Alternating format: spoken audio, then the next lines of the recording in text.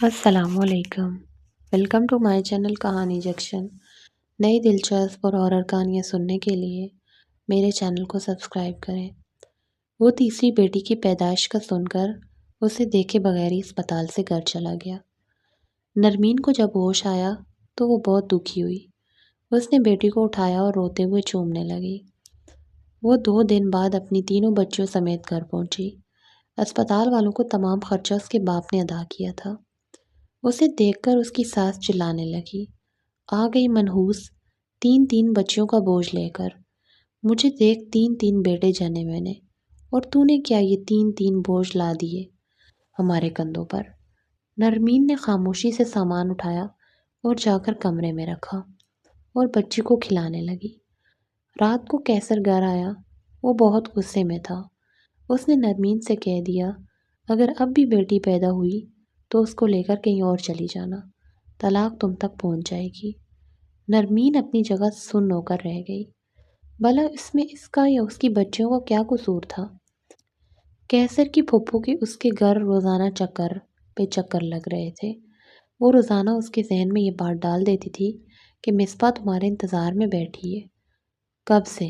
اور تم نے اپنی پسند سے شادی کر لی۔ دیکھو اس نے تمہیں 3 بیٹیوں کے سوا اور دیا ہی کیا ہے۔ 2 سال مزید گزر گئے۔ آج کیسر نرمین کے ساتھ اسپتال نہیں گیا تھا۔ اس کے یہاں 2 جڑواں بیٹیاں ہوئی۔ کیسر تک یہ خبر پہنچتے ہی اس نے فون پر ہی نرمین کو طلاق سنا دی۔ وہ اپنی 5 بیٹیوں سمیت باپ کے گھر آ بیٹھی۔ بھائی بھابھیاں کوئی برداشت نہیں کر رہا تھا۔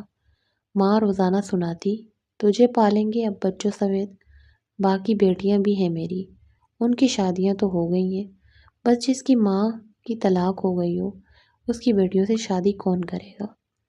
نرمین تانے سن سن کر ذہنی مریض بن چکی تھی۔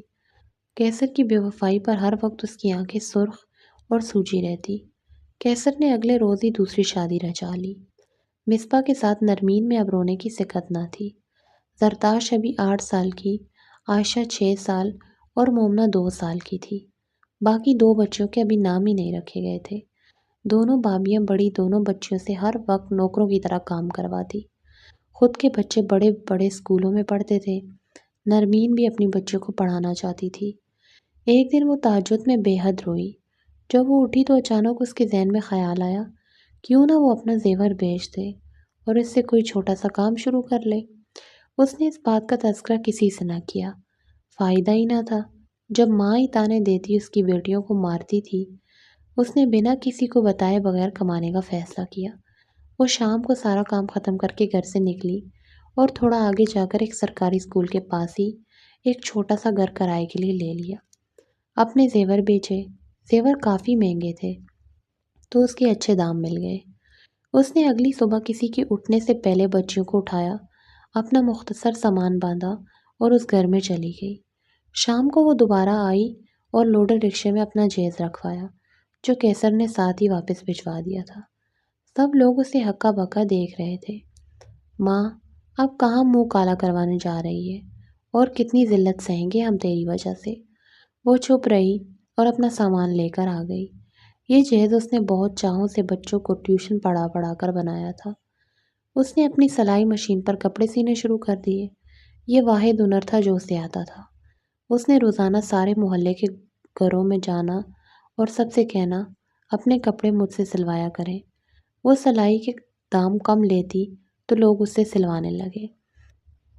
اس نے دونوں بڑی بچوں کو سرکاری اسکولوں میں ڈال دیا۔ زرتاش بہت خاموش رہتی۔ اپنے ساتھ ہوئے اس واقعے کا اثر اس نے دماغ پہ لے لیا تھا۔ نرمین اس کو بہلانے کی ہر ممکن کوشش کرتی تھی، لیکن وہ بس سارا دن پڑھتی رہتی تھی۔ اسے اپنی کتابوں سے عشق تھا۔ عائشہ پڑھنے میں تھوڑی کمزور تھی۔ نرمین کی عقل مندی اور سلائی میں صفائی کی وجہ سے اس کے گاہک کافی بڑھ گئے تھے۔ اس نے اپنی جڑواں بیٹیوں کے نام نورین اور حورین رکھا۔ 2 سال بیت گئے۔ نرمین نے کافی حد تک کمانا شروع کر دیا۔ اس کے بھائی 1-2 بار آئے تھے، اسے لان تان کر کے چلے گئے۔ ان کی بیویاں ان کو بیچ دیتی تھی کہ ان کو لے آؤ نوکرانی بنا کر رکھیں گے، مگر وہ اب کماتی تھی، 2 وقت کی دال روٹی کھا سکتی تھی۔ پچھلے دنوں عمیر، نرمین کا بڑا بھائی آیا۔ اس کی چھوٹی بہن کی شادی ہے نرمین خاموش ہو گئی۔ شادی آئی مگر نرمین نہ آئی۔ وہ اپنی ان سگوں سے اس قدر دل برداشتہ ہو گئی تھی کہ اب اسے ان کی پرواہ نہیں تھی۔ اسے وہ رات آج بھی یاد تھی جب عائشہ کے ننھے ہاتھوں سے سلاد کی پلیٹ گر گئی تھی۔ عمیر کی بیوی نے کسی کا بھی لحاظ کیے بغیر اسے نرمین کے سامنے بے دردی سے مارا تھا۔ اس نے وہ وقت سوچ کر اپنی آنکھوں کو صاف کیا۔ چند دن بعد اس کی بھابھی آئی اور اسے دروازے میں پکار کر سارے محلے کے سامنے کہتی سنا، تمہارے سابق شوہر کی بیوی بہت جلد بیٹا پیدا کرنے جا رہی ہے۔ یہ کہہ کر وہ وہاں سے ہنستی ہوئی چلی گئی۔ زرتاش کے دل میں باپ اور ننیال کی نفرت بھر گئی۔ ابھی 3 مہینے گزرے تھے، سردیاں شروع ہو گئی۔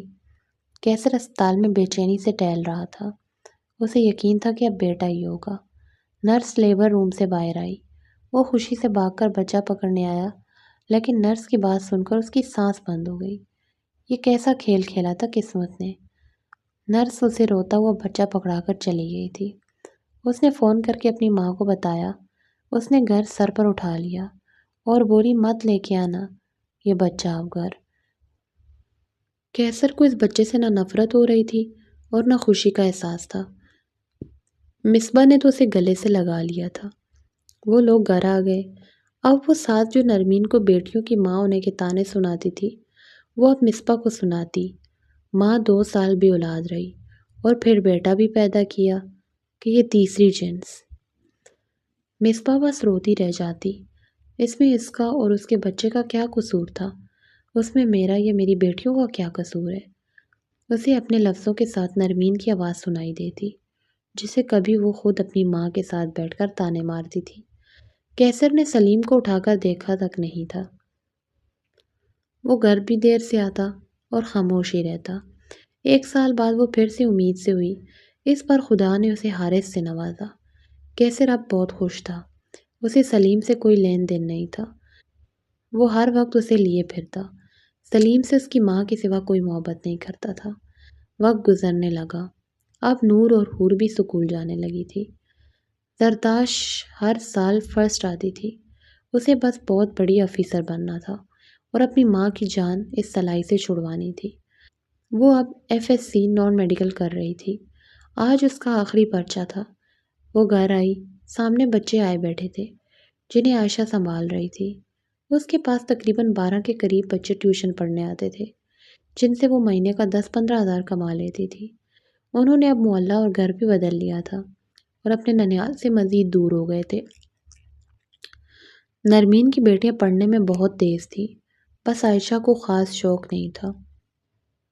وہ اب میٹرک کر چکی تھی اور FA شروع کیا تھا۔ کیسر کی ایک اور بچے کی پیدائش ہوئی۔ اس کا نام اس نے وارث رکھا۔ سلیم اب کافی بڑا ہو چکا تھا، مگر اس کے گھر میں اس کی ماں کے علاوہ سب حقارت سے دیکھتے تھے۔ کوئی اس کے ساتھ بیٹھ کر کھانا بھی پسند نہیں کرتا تھا۔ ایک دن وہ اسکول سے آ رہا تھا۔ اسے سرکاری اسکول داخل کروایا گیا تھا، جبکہ باقی دونوں کو شہر میں مہنگے اسکول میں۔ وہ سڑک پار کر رہا تھا جب تیز رفتار بس اسے کچلتی چلی گئی۔ اسے خاموشی سے دفنا دیا گیا۔ مصباح کو دکھ تھا۔ وہ اکثر اس کی باتیں یاد کر کے روتی تھی۔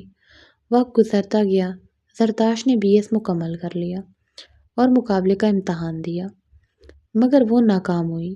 اس نے دوبارہ اور زیادہ محنت کرنی شروع کر دی۔ عائشہ نے FA کے بعد پڑھائی چھوڑ دی اور گھر سنبھال لیا۔ اب گھر اس کی ٹیوشن پر چل رہا تھا، کیونکہ نرمین اب بیمار رہتی تھی۔ کیسر کے غم نے اسے توڑ کر رکھ دیا تھا۔ کیسر کے بیٹے اب جوان ہو رہے تھے۔ وہ انہیں دیکھ کر خوش رہتا اور اس کی ماں اب مصباح کو سر آنکھوں پر بٹھا کر رکھتی۔ کیسر نے ماں کے کہنے پر اپنے بیٹے کا رشتہ محروق سے اپنے چھوٹے بھائی کی بیٹی سے طے کر دیا۔ زرتاش نے دوبارہ امتحان دیا اور کامیاب ہو گئی اور بطور اسسٹنٹ کمشنر میں اس کی جاب لگ گئی۔ اسے جاب لگنے کے پہلے مہینے میں ہی 25 مرلے کا خوبصورت نیا اور جدید ڈیزائن سے بنا بنگلہ مل گیا اور گاڑی بھی۔ آج وہ سب بہنیں اپنا سارا سامان لے کر اپنی ماں کے ساتھ اس بنگلے میں رہنے آئی۔ نرمین کی آنکھیں بار بار بھیگ رہی تھی۔ اسے اپنی زندگی میں آج دوسری بار خوشی مل رہی تھی۔ پہلی خوشی اسے کیسر سے شادی پر ملی تھی، جو آج دل سے اتر گیا تھا۔ انہوں نے اس گھر میں رہائش رکھ لی زرداشت نے باقی تینوں بہنوں کو اعلیٰ اسکولوں میں ڈالا۔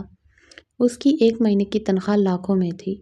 اب نرمین بڑے لوگوں میں مہنگے لباس پہن کر اب وہ کپڑے سلائی کرنے والی نرمین نہیں تھی۔ زرداشت کے انٹرویو مختلف چینلز پر ہوتے۔ اس کے ماموں مامی نے، اس کے باپ اور دادی نے جب اسے ٹی وی پر اتنے بڑے مقام پر دیکھا تو ہکا بکا رہ گئے۔ نرمین اپنی بیٹی کے ساتھ بہت ٹھاٹھ باٹھ سے بیٹھی تھی۔ سب ان ماں بیٹی کو دیکھ کر حیران رہ گئے۔ مصباح نے تو حسد سے بڑبڑ کرنی شروع کر دی اور نرمین کی بھابیاں تو گویا اپنی منہ کی کھا گئی تھی۔ ان کے بچے بھی نرمین کے بچوں کے ہم عمر تھے، مگر انہوں نے تو بس پڑھائی پر پیسہ ہی لگایا تھا۔ ان کے ذہن نئی سازشیں بنانے میں مصروف تھے۔ اب وہ زرداشت کو حاصل کرنے اور اس کی کمائی پر عیش کے خواب دیکھنے لگی۔